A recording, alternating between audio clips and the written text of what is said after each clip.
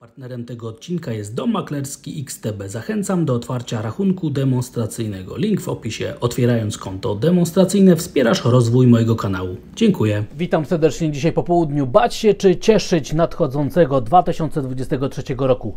To jest temat przewodni tego wpisu. Oczywiście na samym początku zachęcam do subskrybowania, dodawania komentarzy i dawania lajków, jeżeli uważacie, że te materiały niosą dla Was jakąś wartość. I oczywiście informuję, że wszystkie wykresy, które zostały pobrane, by stworzyć ten wpis, pochodzą z dwóch platform: Xstation 5 i z Bloomberga. Zaczynamy. Bać się czy cieszyć z nadchodzącego 2023 roku, a ten wpis konkretnie będzie poświęcony rynkowi surowcowemu. Zaczniemy od tego, co się dzieje na ropie naftowej, ponieważ od dzisiaj jest bardzo dużo raportów poświęconych rynkowi surowcowemu. Na pierwszym wykresie widzimy konsolidację w krótkim terminie na ropie naftowej między tymi dwoma ważnymi poziomami: $77 opór, góra, i dół $70 wsparcie na ropie amerykańskiej WTI, czyli konsolidacja jest bardzo łatwo widoczna. Dlaczego ten poziom $77 jest taki ważny? Ponieważ tam na wykresie długoterminowym mamy średnią 200-sesyjną na wykresie tygodniowym, a poziom $70 nie tylko to jest wsparcie krótkoterminowe i psychologiczne, ale także miejsce, gdzie Amerykanie zapowiedzieli, że będą odnawiać, odkupywać ropę naftową, żeby uzupełniać i odnawiać swoje zapasy strategiczne ropy naftowej. Ropa naftowa była sprzedawana przed wyborami w Stanach Zjednoczonych, żeby zbić cenę ropy naftowej, żeby wpłynąć na inflację, i faktycznie tak się dzieje. Amerykanie zaczęli sugerować, że w okolicach $70 będą odkupywać, odnawiać zapasy strategiczne ropy naftowej. I zobaczymy, czy rynek sobie poradzi z przebiciem tego wsparcia, ponieważ od tego bardzo dużo zależy, ale na chwilę obecną wygląda na to, że scenariusz bazowy to jest konsolidacja i wahania między tymi dwoma poziomami co najmniej do końca roku. Zobaczymy, czy faktycznie tak to będzie. Następny wykres: złoto. Złoto na tym wykresie przez inwestorów jest wskazywany poziom $1850 jako kluczowy poziom oporu, jako poziom, którego będzie bardzo trudno sforsować. Jak wiemy, złoto jest ściśle powiązane z zachowaniem amerykańskiego dolara i rentownościami, więc jeżeli teraz do końca roku, ale przede wszystkim od 2023 roku amerykański dolar będzie się cały czas osłabiał, a dodatkowo rentowności amerykańskich obligacji pójdą w dół, czyli amerykańskie obligacje będą kupowane, to złoto w naturalny sposób będzie miało tendencję do tego, żeby przebić opór, żeby kontynuować tendencję wzrostową. Ja osobiście spodziewam się, że to właśnie to się wydarzy. Obserwujemy także cenę srebra. Srebro jest na pierwszych swoich ważnych oporach, natomiast ten poziom $21,5 cały czas pełni rolę punktu odniesienia, pewnego rodzaju osi symetrii. Wiemy z analizy długoterminowej, jak ważny jest tam poziom linia szyi formacji szczytowej, która wcześniej straszyła inwestorów. Natomiast zachowanie ceny złota wymusza tendencję wzrostową także na srebrze. Pamiętamy, jakie jest ściśle duże powiązanie i korelacja dodatnia między zachowaniem złota a srebra. Kolejny metal szlachetny: platyna. Widzimy, jak ładnie kształtuje się formacja chorągiewki, formacja trójkąta na wykresie, i teoretycznie powinna być to formacja zapowiadająca kontynuację tendencji wzrostowej, więc jeżeli złoto pójdzie w górę, a złoto pójdzie w górę, jeżeli amerykański dolar będzie sprzedawany i rentowności będą spadać, czyli bo obligacje będą kupowane, to prawdopodobnie także platyna pójdzie mocno w górę.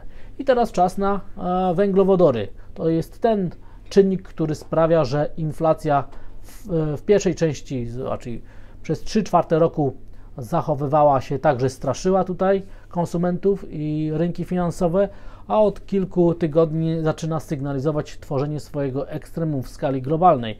No i pierwszy wykres pokazujący gaz w Holandii. Widzimy, jak bardzo cena spadła od tych szczytów, które były ustanowione w lecie tego roku, i teraz mamy wsparcie €110. Widzimy, że gdyby doszło do jego pokonania, to oczywiście otworzą się mocne perspektywy do tego, żeby wieścić spadki inflacji, zwłaszcza tej inflacji producenckiej, która straszy jeszcze bardziej niż inflacja konsumencka tutaj producentów i wszystkich przedsiębiorców w strefie euro, więc będziemy bardzo dużą wagę przywiązywać do tego, jak zachowa się gaz w okolicach €110.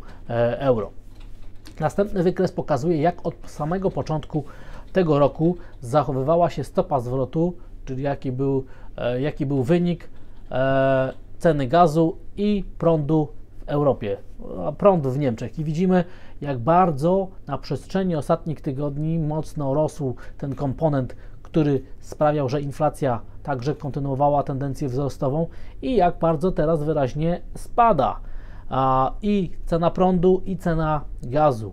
Jeżeli ta tendencja będzie kontynuowana, to już wkrótce możemy nawet obserwować ujemne dynamiki wzrostu tych dwóch komponentów w ujęciu od samego początku tego roku. Natomiast jeżeli te tendencje będą zachowane, to w naturalny sposób na przestrzeni następnych miesięcy i kwartałów będziemy odczuwać ujemną kontrybucję tych dwóch wskaźników do inflacji i to będzie jeden z tych głównych powodów, dlaczego inflacja będzie tak wyraźnie spadała się, zmniejszała, im dalej będziemy w 2023 rok się zagłębiać, więc to jest oczywiście bardzo pozytywna informacja dla perspektyw inflacyjnych, do tego, żeby perspektywa także stóp procentowych była taka, że nie będą już dalej podnoszone, a będzie nawet pojawiała się perspektywa obniżek stóp procentowych. Rynek złota w krótkim terminie widzimy, że rynek oczekuje spadku aktywności, spadku zmienności i bardzo podobnie zachowuje się też rynek opcji dla ceny miedzi, więc prawdopodobnie jest to sygnał, że okres okołoświąteczny, który moim zdaniem już dzisiaj się zaczyna, sprawi, że będziemy mieć niewielką aktywność, małe zmiany cen i te poziomy, które teraz obserwujemy, zostaną dowiezione do końca 2022 roku. Natomiast moim zdaniem warto zwrócić uwagę jeszcze raz na ropę naftową. Jeżeli popatrzymy, jak zachowują się różne instrumenty pochodne, różne serie instrumentów pochodnych, to widzimy, że inwestorzy zachowują się tak, jakby spodziewali się jednak, że to wsparcie $70 na ropie amerykańskiej zostanie pokonane i że będziemy świadkami kontynuacji tendencji spadkowej. Takie wnioski płyną z wykresów, które teraz są w tle. No i oczywiście, jeżeli tak się stanie, to będzie to bardzo dobra wiadomość dla perspektyw inflacyjnych, ponieważ ropa naftowa także ma bardzo duży wpływ, jak wiecie Państwo z moich materiałów, na inflację, zwłaszcza w Stanach Zjednoczonych, więc każde przełamanie poziomu $70 będzie bardzo silnie wpływało na to, żeby inflacja wróciła do celów jeszcze inflacyjnego Fedu w 2023 roku i prawdopodobnie także, żeby zachowywała się podobnie w Europie, w strefie euro i też na rynkach rozwijających się, takim jak na przykład w Polsce, w polskiej gospodarce. I teraz prognozy, najnowsze prognozy. Pierwszy wykres dotyczący prognoz dla cen metali. Widzicie Państwo tutaj dla poszczególnych metali, jakie są prognozy, jakie są mediany prognoz, jak kontrakty forward prognozują, co się ma stać. No i na wykresie mamy te najważniejsze metale, jakie są perspektywy dla zachowania tych najważniejszych metali, na które zwracamy uwagę. Co się ma wydarzyć według największych banków komercyjnych i dawnych banków inwestycyjnych. Następny wykres jest tożsamy, tylko że dotyczący cen energii, ropy naftowej, gazu ziemnego. Te wszystkie prognozy banków komercyjnych i dawnych banków inwestycyjnych zostały zebrane. Tutaj one są i na następnym wykresie na następnym slajdzie mamy wykresy, tak żebyśmy mogli zobaczyć, jaka jest mediana prognoz. Jak inwestorzy nastawiają się na wzrosty, czy też na spadki, czy też zakładają, że nic się szczególnego nie wydarzy w następnych miesiącach i kwartałach na cenach energii. I tożsamy wykres i tożsama macierz prognoz dla produktów rolnych. Część z Państwa, z widzów także prosi o materiały dotyczące prognoz dotyczących cen produktów rolnych. No i myślę, że ta tabela pozwoli zadowolić tych wszystkich, którzy czekają na materiały dotyczące produktów rolnych. I na następnym wykresie wykresy pokazujące mediany prognoz i forwardy dla tych produktów rolnych i widzimy, jak tutaj te największe banki komercyjne i dawne banki inwestycyjne prognozują, co się ma wydarzyć, ale myślę, że rzut oka na zachowanie prognoz produktów rolnych także sygnalizuje, że one będą pozytywnie wpływały na obniżenie tempa wzrostu cen w 2023 roku, więc moim zdaniem to jest następny argument, który mówi o tym, że w 2023 roku będziemy świadkami spadku tempa inflacji, inflacja będzie stawała się coraz mniejszym problemem, a jeżeli faktycznie tak się stanie w pierwszej połowie tego roku, przyszłego 2023 roku, to na przełomie pierwszego i drugiego półrocza naprawdę pojawią się silne głosy o tym, że banki centralne w drugiej połowie 2023 roku zaczną obniżki stóp procentowych i moim zdaniem to jest właśnie scenariusz bazowy. a konsekwencją tego na rynkach finansowych powinno być przede wszystkim to, że obligacje będą bardzo silnie kupowane, więc moim zdaniem 2023 rok będzie rokiem obligacji i ta klasa aktywów może dać największą dodatnią stopę zwrotu. No i teraz przegląd rynkowy, ponieważ dzisiaj niewiele się dzieje, mamy naprawdę rynek świąteczny, okres przedświąteczny się zaczyna. Na euro-dolarze walczymy o to, żeby utrzymać się nad poziomem 1,06 i wygląda na to, że się to uda. To byłaby informacja sprzyjająca popytowi na ryzyko, zwłaszcza na rynki emerging markets i jak dojdziemy do rynku krajowej waluty, to zobaczymy, że ta presja jednak występuje. Złe informacje natomiast moim zdaniem płyną z Bitcoina. Co prawda nie ma podwyższonej aktywności i zmienności, ale jednak Bitcoin sygnalizuje kontynuację spadków indeksów giełdowych. Amerykańskie obligacje są bardzo stabilne. Jestem pod wielkim wrażeniem, że tutaj niewiele się dzieje.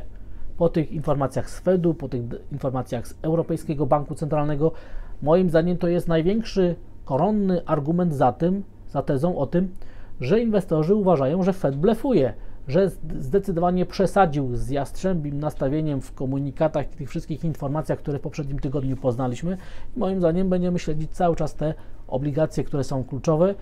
A dlaczego obligacje nie rosną na rentowności? Ponieważ moim zdaniem, tak jak powiedziałem, inwestorzy spodziewają się, że 2023 rok będzie rokiem obligacji, no i każda nawet próba wzrostu rentowności, czyli wyprzedaży obligacji jest wykorzystywana do tego, żeby wchodzić w ten rynek, żeby kupować obligacje, no i oczywiście to powoduje, że każda korekta jest płytka, występuje nieśmiało, no i oczywiście jest to zachęta do tego, żeby, myślę, wieścić dalsze spadki rentowności amerykańskich papierów w 2023 roku. Rynek giełdowy Standard & Poor's na razie na małej zmienności czeka na dzisiejszą sesję, jednak moim zdaniem jest duża szansa, że będziemy testować ten poziom 3800 punktów, a od losów tego poziomu zależeć będzie, czy wkrótce przetestujemy wsparcie 3600 punktów. Natomiast gdyby się udało na indeksie Standard & Poor's wrócić na poziom 3900 punktów, to w takiej sytuacji odrodzą się znowu głosy mówiące o rajdzie Świętego Mikołaja, o wyciskaniu tych aktywów ryzykownych do końca roku, więc moim zdaniem rynek jest na rozstajach. W tym wypadku Standard & Poor's albo pokona opór 3900 i będziemy z tym mieć do czynienia ze wzrostową końcówką roku, albo pokonamy wsparcie i będziemy dyskontować negatywne scenariusze. Ja osobiście cały czas daję 55% szansy, że będzie ten scenariusz prowzrostowy na indeksach giełdowych realizowany i analogicznie jest na indeksie DAX, tylko że tutaj testujemy poziom 14 000 punktów. On jest punktem odniesienia, to jest wsparcie, no i rynek musi się wkrótce zdecydować, określić, w którą stronę podąży. Jeżeli euro-dolar rośnie, występuje presja na polskie aktywa, stąd też złoty generalnie dzisiaj się umacnia, a warszawska giełda papierów wartościowych, tutaj reprezentowana przez indeks WIG20, moim zdaniem utrzymuje się nas bardzo optymistycznie. I w tym wypadku czekamy także na werdykt, wyrok, który będzie płynąć z amerykańskiego dolara. Czy ten poziom 1750 newralgiczny, ponieważ tam przebiega średnia 200-sesyjna, zostanie pokonany, czy też indeks zawróci w dół. Osobiście stawiam na tendencję wzrostową i na spadkową na rentownościach polskich obligacji, które dzisiaj są jednak sprzedawane i rynek tutaj potwierdza, że średnia 200-sesyjna pracuje. Z ciekawostek zobaczmy, jak teraz największym słabym ogniwem wszystkich rynków rozwijających się w Europie jest węgierski forint. Pamiętacie Państwo, dlaczego tak uważam? Ze względu na bardzo słabą, złą politykę, która miała miejsce przez Bank Centralny na Węgrzech, który nie zabezpieczył w okresie koniunktury Węgry. Stąd też, jeżeli występuje pewnego rodzaju presja, by wyprzedawać nasz region, to jest ona skoncentrowana na węgierskich aktywach, a nie na polskich. Stąd też węgierskie obligacje i węgierska waluta zachowuje się zdecydowanie gorzej niż inne tutaj waluty i obligacje krajów naszych bliskich sąsiadów. Na koniec dane makroekonomiczne. Dzisiaj były wskaźniki IFO za grudzień i bez względu na to, jaki był wskaźnik do analizy weźmiemy, wszystkie były lepsze od prognoz, a bieżąca sytuacja nawet była lepsza niż skrajnie optymistyczne prognozy, więc wykres sygnalizuje moim zdaniem, że tutaj ci, którzy biorą udział w tych ankietach, widzą ożywienie gospodarcze i ono jest bardzo ściśle skorelowane z zachowaniem ceny prądu, ceny gazu w Europie, ponieważ no te wykresy, gdyby je tak tutaj porównać, wykres tego, jak zachowywał się wskaźnik IFO z tym, jak zachowuje się prąd, no jest bardzo zbieżny, tak jakby było to lustrzane odbicie, więc tutaj te czynniki związane z wojną, pochodną tego były zachowania tych węglowodorów, ceny ropy naftowej, prądu, odzwierciedlają się także na wskaźnikach IFO, które teraz zaczynają sygnalizować rodzące się ożywienie gospodarcze. Więc jeżeli ożywienie gospodarcze w 2023 roku ma mieć miejsce, to módlmy się o to, żeby cena ropy naftowej, gazu ziemnego spadała i cena prądu także spadała. W takiej sytuacji będzie naprawdę szansa na to, że przyszły rok będzie udany. Bać się czy cieszyć z nadchodzącego 2023 roku? Patrzmy na surowce, obserwujmy, co się będzie działo na obligacjach. Już zdradzam, że w 2023 roku jestem osobiście nastawiony na obligacje, że ten rok będzie rokiem obligacji. No i oczywiście zachęcam wszystkich do tego, żeby zaznajomić się z materiałami edukacyjnymi XTB, tam na dole link w opisie i link w komentarzu. Tematem wpisu jest to, czy to koniec ery taniego pieniądza. Warto się zaznajomić z tymi materiałami, które rozszerzają wiedzę i dają nam większe poczucie tego, że wiemy, co się dzieje wokół nas. Zachęcam jeszcze raz do tych materiałów. Link w opisie i w komentarzu. Dziękuję za odsłuchanie tego materiału. Zachęcam do subskrybowania, dodawania komentarzy i dawania lajków, jeżeli uważacie, że te materiały niosą dla Was jakąś wartość i widzimy się i słyszymy jutro o poranku. Wszystkiego dobrego i życzę stopy zwrotu. Pozdrawiam. Drodzy widzowie kanału Ace Market U TV i przyjaciele, dziękuję Wam z całego serca za Wasz dar i wielką hojność. Nasza druga edycja akcji Ace Market U TV dzieciom zebrała ogromną kwotę pieniędzy, 10 699 zł. Jestem Wam bardzo wdzięczny za tą Waszą wielką hojność. I oto są owoce Waszej hojności, czyli prezenty. Zrobiliśmy 5 prezentów, które zawierają dokładnie to samo. Postawiliśmy oczywiście na materiały edukacyjne. Każdy prezent zawiera komputer, słuchawki bezprzewodowe, materiały edukacyjne i oczywiście materiały szkolne, tak, żeby dzieci mogły z tego korzystać w każdej chwili i żeby lepiej i szybciej zdobywały wiedzę. Jeszcze raz bardzo serdecznie Wam dziękuję. Pod koniec tego filmu będzie rozliczenie i oczywiście wiemy, że nie udało się w 100% ze wszystkich pieniędzy kupić materiałów, dlatego też każdy prezent zawiera w sobie 50 zł jako taki dodatkowy prezent i upominek, a w jednym prezencie będzie aż 100 zł. I jeszcze raz bardzo Wam dziękuję za Waszą hojność, za to, że byliście, za to, że uczestniczyliście w tej drugiej edycji. Jestem Wam bardzo wdzięczny. Wszystkiego dobrego i wesołych świąt. I oczywiście zobaczcie za chwilę, jak to wszystko zmieni się już w konkretne prezenty. Gotowe. Pakujemy do samochodu i zawozimy. Jako że mamy już prezenty, czas je teraz zawieźć do adresatów. Widzimy się za godzinę gdzieś na granicy województwa podlaskiego i mazowieckiego. Do zobaczenia. Jesteśmy już w Starym Skarżynie. To jest miejsce, które zyskało przez Was największą ilość głosów i tutaj zostawiamy prezenty. Dziękuję Wam jeszcze raz za ten wielki dar serca. No i czas przekazać prezenty.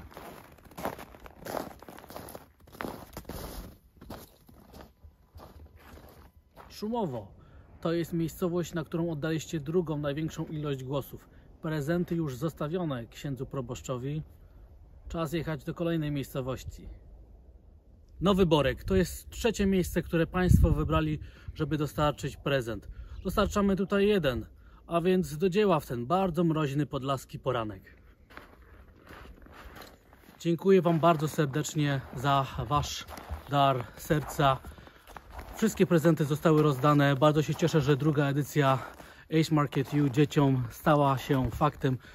Była wielkim sukcesem. Zebraliśmy więcej pieniędzy niż chcieliśmy i prezenty zostały oddane. Dziękuję Wam jeszcze z całego serca. Wszystkiego dobrego i pozdrawiam i zapraszam za rok na naszą trzecią edycję tego naszego wspaniałego programu pomocowego. Dzięki. Chciałbym teraz Państwu pokazać, na co wydałem te środki i ile ich było. Druga edycja Ace Market U dzieciom przyniosła 10 699 zł. Zostały one wykorzystane na materiały edukacyjne i materiały szkolne, 1407 zł 76 groszy, na pierwszą porcję komputerów 5156 zł 97 zł i druga porcja 3437 zł 98 groszy i książki kosztowały 427 zł 80 groszy plus 300 zł w książkach, czyli przekroczyliśmy kwotę 10 699 zł. Jeszcze raz bardzo serdecznie z całego serca dziękuję za Państwa hojność. Zachęcam i zapraszam za rok do trzeciej edycji projektu Ace Market U dzieciom. Życzę Państwu wesołych, radosnych i spokojnych świąt Bożego Narodzenia, przepełnionych łaskami Bożymi i oczywiście widzimy się i słyszymy w następnych projektach, programach. Życzę jeszcze raz spokojnych, wesołych świąt. Do zobaczenia i jeszcze raz bardzo dziękuję. Wszystkiego dobrego, wesołych świąt, pozdrawiam.